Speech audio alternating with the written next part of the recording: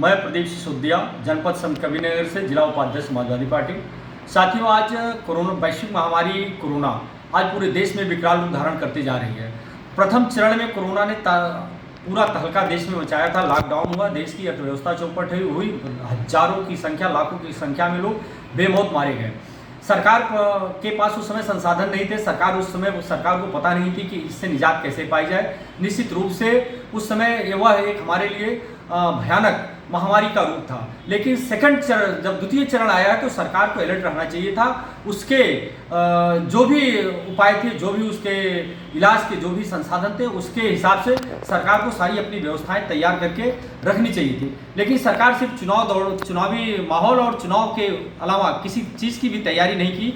आज अस्पतालों में जो स्थिति बनी हुई है, भयावह स्थिति बनी है, न ऑक्सीजन है, न वेंटिलेटर है, न बाकी सुविधाएं हैं। अस्पताल के बाहर लोगों की लंबी कतारें लगी हुई हैं और लोग दहशत में मर जा रहे हैं। नौजवान साथियों, मैं आपका एक आह्वान करना चाहता हूं। कोरोना कोई इतनी बड़ी बीमारी नहीं है जिससे हमारा प्राणायाम हो जाए। निश्चित रूप से मेरे कमजोर मनोबल का परिणाम है कि हम कोरोना की दहशत में, या तो हमारी हृदय गति रुक रही है, या तो हमारी जो इंटरनल पावर है वो कमजोर हो रहा है, जिसकी वजह से हमारी ज़्यादा से ज़्यादा संख्या में लोगों की मौतें हो रही हैं। आज इससे बचने का सबसे बड़ा जो उपाय है कि हमें किसी सरकार के और किसी के भरोसे रहने की जरूरत नहीं है।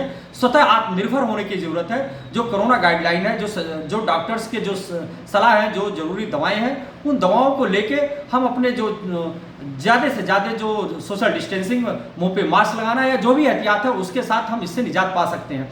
और सकारात्मक विचारधारा से ही हम इस पे विजय पाएंगे।